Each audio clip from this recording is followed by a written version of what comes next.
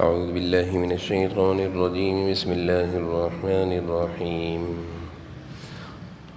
وما بكم من نعمة فمن الله ثم إذا مسكم الضر فإليه تجارون ثم إذا كشف الضر عنكم إذا فريق منكم بربهم يشركون ليكفروا بما آتيناهم فتمتعوا فسوف تعلمون ويجعلون لما لا يعلمون نصيبا مما رزقناهم تالله لتسألن عما كنتم تفترون ويجعلون لله البنات سبحانه ولهم ما يشتهون وإذا بشر أحدهم بالأنثى ظل وجهه مسودا وهو كظيم يتوارى من القوم من سوء ما بشر به أيمسكه على هون أم يدسه في التراب ألا ساء ما يحكمون للذين لا يؤمنون بالآخرة مثل السوء ولله المثل الأعلى وهو العزيز الحكيم صدق اللہ العظیم۔ سورہ نحل کا درس چل رہا ہے۔ آج کے درس کا آغاز آیت نمبر 53 سے ہے، وَمَا بِكُم مِّن نِّعْمَةٍ فَمِنَ اللَّهِ۔ اس آیت میں اور اگلی آیت میں اللہ تعالیٰ انسان کی ایک کیفیت اور اس کی ایک حالت کو بیان فرما رہے ہیں کہ جب اس انسان پر کوئی تکلیف پہنچتی ہے، وَمَا بِكُم مِّن نِّعْمَةٍ فَمِنَ اللَّهِ، پہلے تو اللہ تعالیٰ یہ فرما رہے ہیں کہ ساری کی ساری نعمتیں اللہ کی طرف سے ہیں۔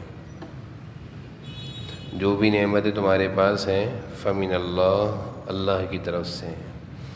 یعنی اللہ انسان جو بھی چیزیں استعمال کرتا ہے اس کے دل و دماغ میں یہ تصور اور یہ خیال اور یہ یقین ہونا چاہیے کہ اس میں میرا کوئی کمال نہیں، فَمِنَ اللَّهِ، یہ اللہ کی طرف سے ہے، اللہ کا انعام ہے۔ پھر اللہ تعالیٰ فرما رہے ہیں ثُمَّ إِذَا مَسَّكُمُ الضُّرُّ، جب تمہیں کوئی تکلیف پہنچتی ہے تو تجأرون، اللہ تعالیٰ سے فریادیں کرتے ہو۔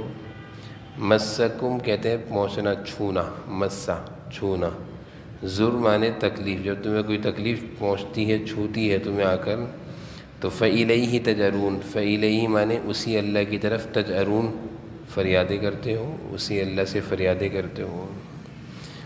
اور پھر اللہ فرما رہے ہیں ثُمَّ إِذَا كَشَفَ الضُّرَّ عَنْكُمْ، کشف مانے ہٹا دیتے ہیں۔ جب اللہ تعالیٰ تم سے تکلیف کو ہٹا دیں اور تم صحت مند ہو جاؤ یا کوئی نقصان ہو وہ ختم ہو جائے، مالدار ہو جاؤ، اور یا اس کے علاوہ کوئی بھی کوئی دشمن کا اندیشہ ہو، وہ دشمن کا خوف ہٹ جائے، تم بے فکر ہو جاؤ، تو ثُمَّ إِذَا فَرِيقٌ مِّنكُمْ بِرَبِّهِمْ يُشْرِكُونَ، پھر تم اللہ کے ساتھ، تم میں سے ایک گروہ، فریق مانے ایک گروہ، بربہم اپنے رب کے ساتھ شرک کرنے لگتا ہے، یعنی پھر اللہ کے ساتھ شرک، اللہ کی ناشکری، اللہ کے ساتھ اللہ کی نافرمانی، اللہ کو بھول جاتا ہے۔ یہ انسان کی طبیعت ہے، یہ صرف کافر کے ساتھ خاص نہیں بلکہ مسلمانوں کے ساتھ بھی ہوتا ہے کہ ایمان والے ہوتے ہیں جب کوئی تکلیف پہنچتی ہے تو اللہ اللہ کرتے ہیں اور مسجد بھی آنا شروع ہو جاتے ہیں، نمازیں بھی شروع ہو جاتی ہیں، اور جب اللہ تعالیٰ اپنا فضل فرماتے ہیں، تکلیف دور کرتے ہیں، تو پھر یہ مسجد کا راستہ بھول جاتا ہے، نمازیں چھوٹ جاتی ہیں، اور ساری تسبیحات جو اس نے شروع کی تھی سب چھوٹ جاتی ہیں۔ یہ کیفیت اللہ تعالیٰ فرما رہے ہیں اچھی نہیں ہے، یہ کیفیت اچھی نہیں ہے، انسان کو ایسا نہیں ہونا چاہیے۔ ہر حال میں اپنے اللہ کے سامنے اپنی احتیاج، اپنی بے بسی، اپنی محتاجگی ظاہر کرتے رہنا چاہیے، اور ہر گھڑی اپنے کو اللہ کا محتاج سمجھنا چاہیے۔ پھر اللہ تعالیٰ فرما رہے ہیں یہ سب کچھ انسان کیوں کرتا ہے؟ لِيَكْفُرُوا بِمَا آتَيْنَاهُمْ، ہماری نعمتوں کی ناشکری کرتا ہے تاکہ ہم نے اسے جو نعمتیں دی ہیں اس کی ناشکری کرے۔ ہم نے اس سے تکلیف دور کری، اس کو نعمت صحت دی، نعمت مال دی، زندگی کا سکون دیا نعمتوں کی شکل میں، تو ہونا تو یہ چاہیے تھا اللہ کی عبادت کرتا، لیکن لیکفروا بما آتیناہم، لیکفر مانے ناشکری کرتا ہے، بما آتیناہم، جو ہم نے دی ہیں نعمتیں، اس میں ہماری ہی ناشکری کرتے ہیں، ہمیں ہی بھول جاتا ہے۔ اللہ تعالیٰ فرما رہے ہیں فتمتعوا، کچھ دن عیش کر لو۔ فتمتعوا مانے کچھ دن مزے کر لو، تھوڑے دن مزے کر لو۔ فسوف تعلمون، عن قریب تمہیں پتہ چل جائے گا کہ تم نے کس اللہ کو بلایا تھا۔ عن قریب، فسوف، عن قریب، تعلمون، تمہیں پتہ چل جائے گا۔ تو فتمتعوا کہتے ہیں چلو کچھ دن مزے کر لو، حقیقت کھل جائے گی۔ جیسے دنیا میں ہم کہتے ہیں نا کسی کو صحیح یہ کر لو جو کرنا ہے، پتہ چل جائے گا تمہیں۔ جس آدمی کے اندر حلم ہونا، برداشت ہو اور انتقام لینے میں جلدی نہ کرتا، وہ کہتا ہے ٹھیک ہے وقت آئے گا۔ اللہ سے زیادہ تو کوئی حلیم نہیں ہے، اللہ سے زیادہ تو کوئی حلیم نہیں ہے۔ ان ربی حلیم۔ تو اللہ تعالیٰ فرمانے فتمتعوا، ٹھیک ہے کر لو دنیا کی زندگی میں عیش و آرام، مزے کر لو، عیش اڑا لو۔ فتمتعوا مانے عیش کر لو، عیش اڑا لو، کچھ عیش کر لو۔ فسوف تعلمون، پھر ہم قریب تمہیں پتہ چل جائے گا سب، تعلمون جان لو گے۔ یہ آیتیں اور قرآن کریم کی ہر آیت میں بڑی حقائق ہیں، حقیقتیں ہیں، انسان سے متعلق حقیقتیں ہیں۔ اگر انسان ذرا قرآن کریم کو سمجھ کر، سوچ کر، دیکھ کر، دھیان سے سنے پڑھے تو اس کو اندازہ ہوگا کہ اللہ ہمارے ساتھ کیا معاملہ فرماتے ہیں اور ہمارا اللہ کے ساتھ کیا معاملہ ہوتا ہے۔ آگے اللہ فرما رہے ہیں ان کی حالت یہ ہے، ان کافروں کی، مشرکوں کی، کہ جو روزی ہم نے ان کو دی ہے یہ کہتے ہیں یہ ہمیں فلاں بت نے دی ہے۔ وَيَجْعَلُونَ لِمَا لَا يَعْلَمُونَ نَصِيبًا مِّمَّا رَزَقْنَاهُمْ، رزقناہم مانے جو ہم نے ان کو روزی دی ہے، ہم نے جو رزق انہیں دیا ہے، اس میں سے وہ ان بتوں کا حصہ لگاتے ہیں جن کی حقیقت خود انہیں بھی معلوم نہیں۔ وَيَجْعَلُونَ مانے ان بتوں کا نصیبم، نصیب مانے حصہ بناتے ہیں، یجعلون حصہ لگاتے ہیں، مما لما لا يعلمون، ان بتوں کا حصہ کہ جن کی حقیقت خود انہیں بھی معلوم نہیں، کہ کوئی حقیقت نہیں، کوئی حیثیت نہیں، کوئی طاقت نہیں، اور کہتے ہیں کہ یہ ہمیں ان بتوں نے دیا ہے۔ اللہ کی دی ہوئی نعمتوں کو اللہ کے غیر کی طرف لگا دینا۔ جیسے بیٹا یہ کہے باپ کی دی ہوئی جائیداد کو کہ فلاں نے مجھے دی ہے، تو باپ کے دل پر کیا گزرے گی؟ دیا میں نے سب کچھ ہے، دوسروں کی طرف نسبت کرتا ہے۔ اللہ رب العالمین سبھی کو دیتے ہیں، دنیا میں اللہ سب کو دیتے ہیں، بلکہ کافر کو زیادہ دیتے ہیں۔ تو اللہ فرماتا ہے اس کافر کو روزی میں دیتا ہوں، اور نسبت کرتا ہے بتوں کی طرف۔ وَيَجْعَلُونَ مانے ہم نے جو ان کو روزی دی ہے اس میں سے ان بتوں کا حصہ لگاتے ہیں۔ نصیباً مانے حصہ، نصیباً مانے حصہ۔ تَاللَّهِ لَتُسْأَلُنَّ، اللہ تعالیٰ فرما رہے ہیں اللہ کی قسم، اللہ تعالیٰ قسم کھا رہے ہیں، لَتُسْأَلُنَّ ضرور میں باز پرس کروں گا، لَتُسْأَلُنَّ ضرور تم سے پوچھ گچھ کروں گا، عَمَّا كُنتُمْ تَفْتَرُونَ تم کیسے کیسے بہتان باندھتے ہو، جھوٹ بولتے ہو، کیسی کیسی باتیں اپنی طرف سے گڑھنی ہیں، ان باتوں کو کوئی حقیقت نہیں، اپنی طرف سے سب جھوٹ باندھا ہوا ہے۔ اللہ تعالیٰ تاللہ، اللہ قسم کھا رہے ہیں باز پرس ہوگی، یعنی اللہ تعالیٰ اس بات پر سخت ناراض ہو رہے ہیں کہ نعمتیں میری، انعامات میرے، صحت، زندگی، روزی، کھانا پینا سب میں نے دیا ہے، اور بتوں کے آگے جھک کر کہتے ہیں انہوں نے دیا ہے۔ آج کل کے بھی کمزور عقیدے کے مسلمان جو مزاروں پر جا کر یہ کہتے ہیں کہ ان پیر صاحب نے ہمیں دیے، یعنی مسلمان ہے لیکن ایمان اتنا گرا، اتنا گرا، اتنا کمزور ہوا کہ موم بتی کے چراغ کی طرح ڈگمگا رہا ہے، ہلکا ہلکا کسی بھی وقت بجھ جائے گا، ایسی حالت ہے ایمان کی۔ تو وہ جب کسی مزار پر جاتے ہیں تو کہتے ہیں یہ پیر صاحب ہمیں دیتے ہیں۔ مزار پر جانا منع نہیں ہے بھائی، قبر پہ حضور صلی اللہ علیہ وسلم بھی گئے، پڑھیں، ایصال ثواب کریں، آ جائیں، لیکن اس سے زیادہ جو کچھ ہو رہا ہوتا ہے یہ تو شرک کے قریب ہے، یعنی اتنا شرک کے قریب ہو جاتا ہے جس کی میں نے مثال دی ہے نا کہ موم بتی کا جو دیا جل رہا ہوتا ہے کیسا ہوتا ہے، اب بجھا اب بجھا۔ تو بس اوقات مسلمان اپنے ایمان کا ایسا نقصان کر بیٹھتا ہے کہ اس کا ایمان موم بتی کے چراغ کی طرح جلتا بجھتا ہے، کسی بھی وقت خطرے میں پڑا ہوا ہوتا ہے۔ تاللہ لا تسألن، اللہ تعالیٰ فرما رہے ہیں اللہ کی قسم، اللہ اپنی قسم، لا تسألن، ضرور پوچھ گچھ کروں گا جو تم اپنی طرف سے باتیں بنا رہے ہو۔ اگلی آیت میں اللہ فرما رہے ہیں وَيَجْعَلُونَ لِلَّهِ الْبَنَاتِ سُبْحَانَهُ وَلَهُم مَّا يَشْتَهُونَ، اور یہ لوگ اللہ کے لیے تو انہوں نے بیٹیاں گھڑ رکھی ہیں، اللہ کے لیے بیٹیاں بنائی ہیں، سبحان اللہ، اور خود اپنے لیے وہ بیٹے چاہتے ہیں جو اپنی خواہش کے مطابق ہوں۔ مشرکین یہ کہا کرتے تھے کہ جو فرشتے ہیں، ہم فرشتوں کی عبادت بھی کرتے ہیں، وہ کہتے ہیں فرشتے اللہ کی بیٹیاں ہیں۔ اللہ تعالیٰ فرما رہے ہیں وَيَجْعَلُونَ، بنایا ہے انہوں نے، للہ، اللہ کے لیے، بنات، بیٹیاں، سبحانہ، اللہ تو بیٹیوں سے پاک ہے، اولاد سے پاک ہے، ان رشتوں سے اللہ پاک ہے۔ وَلَهُم مَّا يَشْتَهُونَ، اللہ فرما رہے ہیں اور ایسی چیز کو اللہ کے لیے مقرر کیا جو خود پسند نہیں کرتے۔ وَلَهُم، اپنے لیے جو چاہتے ہیں بیٹے۔ مشرکین کے ہاں اس آیت میں دو خرابی بیان کی جا رہی ہیں، ایک تو اللہ کے لیے بیٹیوں کو مقرر کرنا، ایک برائی، دوسرا اللہ کہہ رہے ہیں کہ ان کی عقلیں دیکھو، ان کے فیصلے دیکھو کہ جب ان کے ہاں بیٹی ہوتی ہے تو بیٹی کو زندہ درگور کر دیتے ہیں، زمین میں دفن کر دیتے ہیں۔ ایسے ہی تھا نا مکہ میں کہ بیٹی کی پیدائش کو وہ عار سمجھا کرتے تھے کہ ہم کسی بچی کو پالیں، بڑا کریں اور کسی اور کے حوالے کر دیں، یہ ان کی ایک سوچ تھی۔ تو وہ بیٹی کو پیدا ہوتے ہی مار دیا کرتے تھے، قبر زندہ دفن کر دیا کرتے تھے۔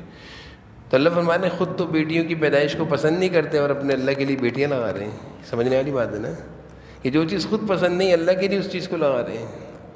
ایک تو لگانا ہی غلط، اللہ تعالیٰ ان چیزوں سے پاک ہے، سبحانہ، سبحانہ، اللہ پاک ہے بھائی۔ اور وَلَهُم مَّا يَشْتَهُونَ، اور وہ چیز لگا رہے ہو جو خود پسند نہیں کرتے۔ وَلَهُم مَّا يَشْتَهُونَ، اپنی تو خواہش ہے بیٹے ہونے کی، یشتہون میں نے اپنی چاہت بیٹوں کی ہے۔ اور پھر اللہ تعالیٰ فرماتے ہیں وَإِذَا بُشِّرَ أَحَدُهُم بِالْأُنثَىٰ، اور جب ان میں سے کسی کی بیٹی کی پیدائش ہوتی ہے اس کو خوشخبری دی جاتی ہے۔ بشر مانے بیٹی کی پیدائش کی خوشخبری دینا، احدہم ان میں سے، بالانثیٰ، انثیٰ کہتے ہیں بیٹی کو، تو ان کی حالت کیا ہوتی ہے؟ ظل وجہ مسودہ، ان کے چہرے سیاہ ہو جاتے ہیں، وہو کظیم، اور دل ہی دل میں گڑتے ہیں۔ بیٹی کی پیدائش پر کافروں کا یہ حال تھا کہ وہ بیٹی کی پیدائش کو مایوب سمجھا کرتے تھے، برا سمجھا کرتے تھے، دل ہی دل میں گھٹتے تھے، چہرے سرخ سیاہ غصے سے ہو جاتے، کیوں میری بیٹی ہوئی ہے۔ لیکن حضور اکرم صلی اللہ علیہ وسلم نے بیٹیوں کی اتنی فضیلت بیان کری کہ جس گھر میں بیٹی آ جائے اللہ کی رحمتوں کے دروازے کھل جاتے ہیں۔ جس عورت کی پہلی بیٹی ہو وہ خوش نصیب عورت ہے۔ حدیث ہے جو بیٹی کی پرورش کرے اللہ تعالیٰ قیامت جنت میں حضور صلی اللہ علیہ وسلم فرما رہی میرے ساتھ ہوگا۔ بے شمار حدیثیں ہیں۔ تو حضور صلی اللہ علیہ وسلم نے اور حضور صلی اللہ علیہ وسلم کی خود بھی بیٹیاں تھیں۔ تو آج کا مسلمان بھی بیٹیوں کی پیدائش پر کچھ اسی طرح کی حرکتیں کرتا ہے، لیکن باخدا اس چیز کو سمجھنا چاہیے احادیث اور قرآن کی روشنی میں بیٹی کی فضیلت زیادہ ہے۔ اور تجربے سے بھی ہمارے بڑوں نے یہ بات دیکھی ہوگی کہ جتنی بیٹیاں باپ کو چاہتی ہیں بیٹے نہیں چاہتے ہیں، جتنی بیٹیوں میں خلوص ہوتا ہے محبت میں بیٹوں میں نہیں ہوتا۔ اور یہ بات تو بہت سارے بزرگان دین کا مشاہدہ ہے کہ جب بیٹی کی پیدائش گھر میں ہو تو اس گھر میں پھر روزی کے دروازے کھل جاتے ہیں۔ ایک نہیں کئیوں سے سنا کہ بیٹی کی پیدائش سے پہلے میں روزی روزگار میں تنگ تھا، ہاتھ تنگ تھا، بیٹی ایک ہوئی ہاتھ کھلا، 2 ہوئیں اور ہاتھ کھل گیا، 3 ہوئی کاروبار لگ گیا، فیکٹری لگ گئی۔ ایک صاحب نے خود بتایا بیٹی میں اللہ تعالیٰ نے بیٹے بھی دی، کہتے ہیں بیٹی ہوئی تو میرے روزی کے دروازے مجھ پر کھل گئے۔ یہ معمولی بات نہیں ہے، گھر میں بیٹی کا ہونا یہ اللہ کی رحمت لاتی ہے۔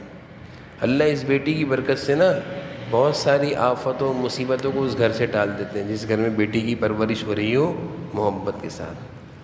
یہ نہ ہو گئی بیٹی ہے کیا اس کو کھلانا کیا پلانا، شادی ہوگی چلی جائے گی اپنے شوہر کے گھر کھائے گی، اس کی پرورش بہترین ہو رہی ہو تو پھر اللہ تعالیٰ بہت خوش ہوتے ہیں۔ حضور صلی اللہ علیہ وسلم نے فرمایا جو جس کے یہاں بیٹی ہو پھر وہ اس کی بہترین پرورش کرے، بہترین تربیت کرے، اچھا کھلائے، اچھا سکھائے، اچھا پہنائے، اور پھر اس کی شادی کر دے تو کل قیامت جنت میں میرے ساتھ ہوگا۔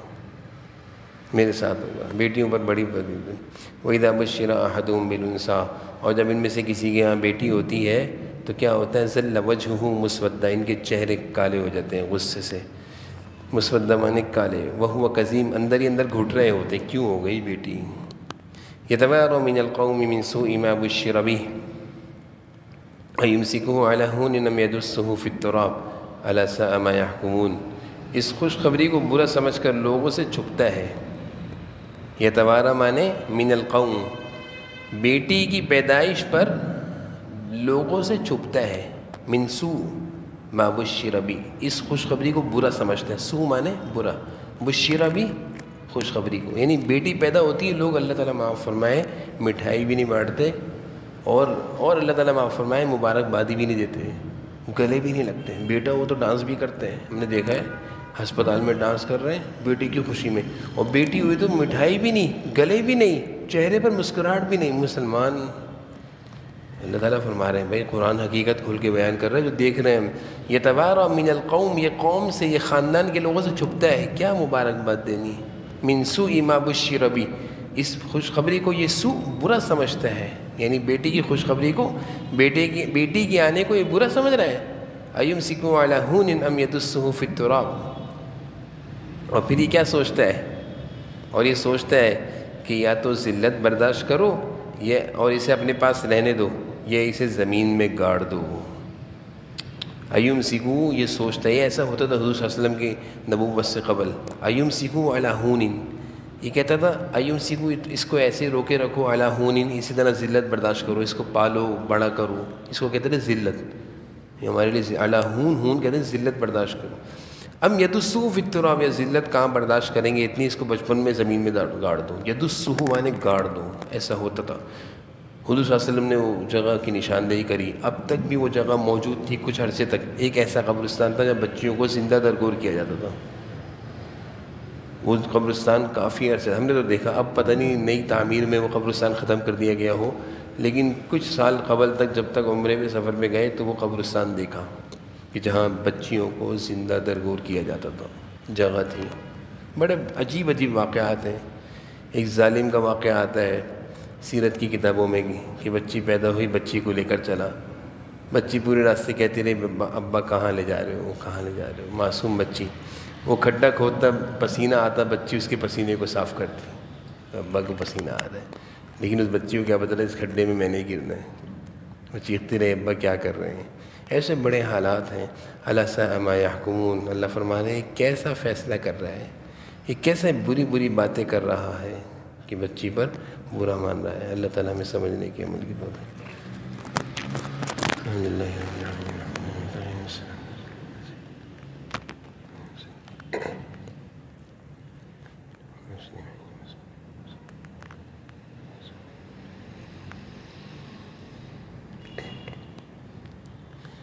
صلی اللہ تعالی نبی کریم علیہ وسلم.